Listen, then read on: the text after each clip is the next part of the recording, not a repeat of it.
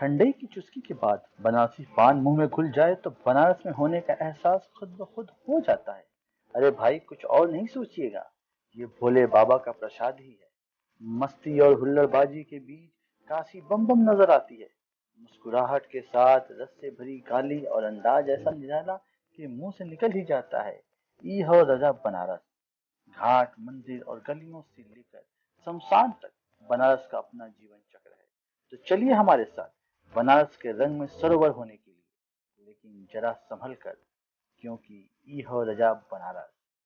वाराणसी को बनारस और काशी के नाम से भी जाना जाता है। यह शहर दुनिया के सबसे प्राचीन शहरों में से एक है। यहाँ जीवन का चक्र लगातार आगे बढ़ता रहता है।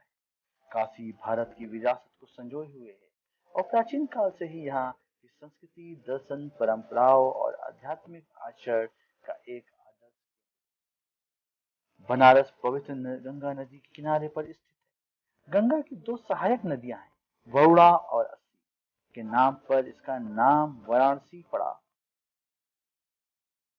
काशी पवित्र शहर, गंगा पवित्र नदी और शिव सर्वोच्च देवता, ये तीनों वाराणसी को एक विशिष्ट स्थान बनाते हैं। वाराणसी सांस्कृतिक और पवित्र गतिविधियों का केंद्र है। विशेष रूप से धर्म, दर्शन, योग, आयुर्वेद, ज्योतिष और संगीत के क्षेत्र में यह अद्वितीय स्थान रखता है। बनारसी रेशमी साड़ी की दुनिया भर में अपनी अलग पहचान है। काशी का हर कोना आश्चर्य से भरा है। जितना अधिक आप इसे देखते हैं, उतना ही इसमें खोते जाते हैं। बनारस के लोगों का मानना है कि यहाँ का रस हमेशा बना रहता है। यहाँ मुर्दा भी गाजे बाजे के साथ चलता है और बारात भी। सही मायनों में काशी ने ही गीता का मर्म समझा। दुख और सुख दोनों एक समान है। किसी की परवाह क्यों करना, खाओ पियो मस्त रहो, यही है काशी का मूल मंत्र। बनारस का अपना अल्हड़पन है। पान और ठंडई की मस्ती के साथ चलिए, अब आपको इस निराले से कुछ चुनिंदा जगहों की सैर करवाते हैं। जो भी बनारस आता है इसे ओढ़ता, पहनता और बिछाता है, यहीं का होकर रह जाता है। बनारस में आकर सबसे पहले शुरुआत होती है रिवर टूर से, यानी बोट की सवारी। रिवर टूर के दौरान आप बनारस के घाटों का अनुभव कर सकते हैं। गंगा नदी के तट पर करीब 100 से भी अधिक घाट बने हुए हैं, लेकिन तीन प्रमुख घाट हैं, जिसमें सबसे पहले हम आपको अस्सी घाट, गंगा और अस्सी नदी के संगम पर स्थित अस्सी घाट वाराणसी के सबसे दक्षिण में स्थित घाटों में से एक है। यह वह स्थान है जहां लंबे समय के लिए आए विदेशी छात्र और पर्यटक आते हैं। यह एक कंप्लीट एनर्जेटिक घाट है। यह एनर्जी से भरपूर यंगस्टर भी आते हैं। यह वही हंसी घाट है जहां तुलसीदास जी ने रामचरितमानस जैसे ग्रंथ की रचना की थी। यहाँ प्रत्येक शाम आरती का आयोजन किया जाता है। कई श्रद्धालु इस आरती को इसे देखने के लिए नौका को प्राथमिकता देते हैं। अब चलते हैं केदार घाट। केदार घाट, केदारेश्वर शिव का प्रसिद्ध मंदिर होने के कारण इस घाट का नाम केदार घाट पड़ा है। केदारेश्वर शिव मंदिर को हिमालय में स्थित केदारनाथ मंदिर का प्रतिरूप माना जाता है। ऐसी मान्यता है कि इनके दर्शन पूजन से हिमालय के केदारनाथ के दर्शन पूजन का फल प्राप्त होता है।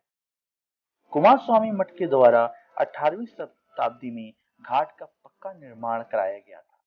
सन 1958 में राज्य सरकार के द्वारा घाट का पुनर्निर्माण कराया गया था। यहाँ भगवान केदार के दिव्य दर्शन का लाभ उठाइए और भूख लगे तो पास में ही सोनारपुरा की गलियों में जाइए और मस्त कचौड़ियां खाइए। अब चलते हैं दशाश्वमेध घाट। सबसे पुराने और महत्वपूर्ण घाटों में से एक दशाश्वमेध घाट वाराणसी के सबसे ओजस्वी घाटों में से एक है। इस घाट को लेकर दो पौराणिक कथाएं प्रचलित हैं। पहली यह कि इस घाट का निर्माण भगवान ब्रह्मा ने भगवान शिव के स्वागत के लिए करवाया था। दूसरी पौराणिक कथा है कि अश्वमेध यज्ञ ब्रह्मा जी ने यही किया था। संध्या काल में गंगा आरती के दौरान दशाश्वमेध घाट जीवंत हो उठता है। गंगा आरती को एक विस्तृत समारोह का रूप दिया जाता है। दूर दूर से, देश विदेश से लोग यहाँ गंगा आरती में शामिल होने आते हैं।